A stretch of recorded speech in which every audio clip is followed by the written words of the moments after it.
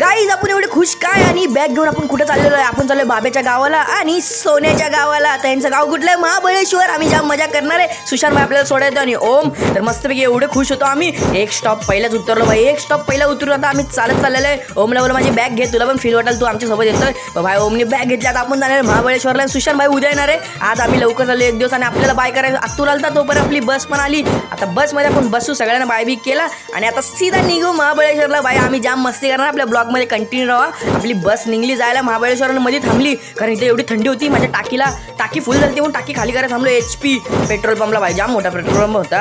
आणि भाई आता आम्ही निघू सीधा तुम्हाला महाबळेश्वरला भेटू. तर फायनली आपण महाबळेश्वरमध्ये एंट्री केलेली आहे. एक नंबर बाय, काय डोंगर हिरवळ एक नंबर बाय. फायनली उतरलेलं आहे महाबळेश्वरला आणि तोपर्यंत सोन्याच्या पप्पाला आम्हाला घ्यायला आम्ही मस्त गाडीतनं बसून एन्जॉय करत पोहोचलो आपल्या बंगल्याच्या बाजूला. म्हणजे जिथं सोन्या राहतं तिथं भाई काय मस्त वाटत होतं. इथनं एकदम हिरवळ भाई गाव पाहिजे तर असं.